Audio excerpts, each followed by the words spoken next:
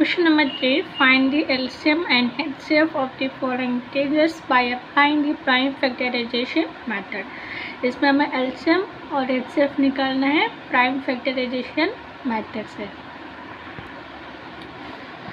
First question 12, 15, 21. First हम 12 का LCM निकालेंगे. 12 2 के टेबल से स्टार्ट करेंगे. 2 6 2 3 देन 3 1 देन हम 15 का एलसीएम निकालेंगे. 15 3 के टेबल से स्टार्ट करेंगे. 3 5 5 1 देन 21 का एलसीएम निकालेंगे. 21 3 7 7 1 अब हम क्या करेंगे, इन सब के एलसीएम निकालेंगे. तो 12 equal to 2 into 2 into 3 then 15 के prime factor 3 into 5 21 equal to 3 into 7. LCM निकालेंगे. अब इसमें जो हमारा HCF होगा वो सिंगल टाइम में एलसीएम में निकलेगा. अब 3 इधर भी है, इधर भी है और इधर भी, यानी 3 12 में, 15 में, 21 तीनों में है. तो ये 2 सिर्फ 12 में है, तो ये दोनों टाइम में रिपीट होगा.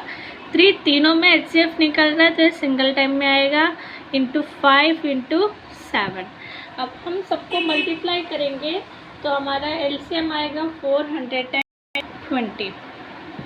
देन HCF हमारा 12, 15 और 21 में 3 आएगा, क्योंकि 3 12 में भी है, 15 में भी है और 21 में भी है.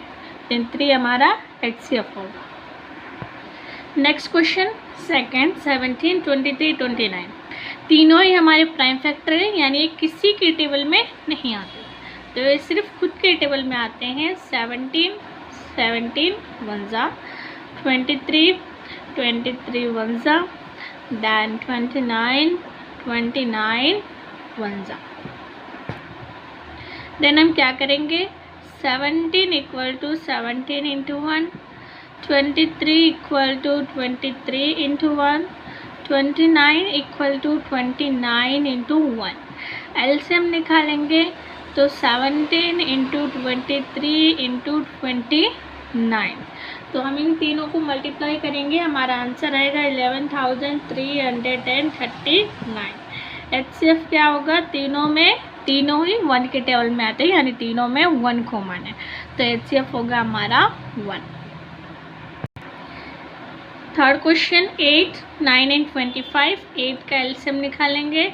2 4 2 2 देन 2 1 9 का एलसीएम निकालेंगे. 3 3 3 1 25 का एलसीएम निकालेंगे. लास्ट नंबर 5 है तो 5 के टेबल से करेंगे. 5 5 5 1 प्राइम फैक्टर निकालेंगे. 8 2 इंटू 2 इंटू 2. 9 का प्राइम फैक्टर निकालेंगे. 3 इंटू 3. 25 का प्राइम फैक्टर निकालेंगे. 5 इंटू 5. अब एलसीएम निकालेंगे तो इसमें कोई भी नंबर कॉमन नहीं है, तो क्या करेंगे, 2 into 2 into 2 into 3 into 3 into 5 into 5. 2 2 4 4 2 8 3 3 9 5 5 25. तीनों नंबर को मल्टीप्लाई करेंगे तो हमारा एलसीएम आएगा 1800.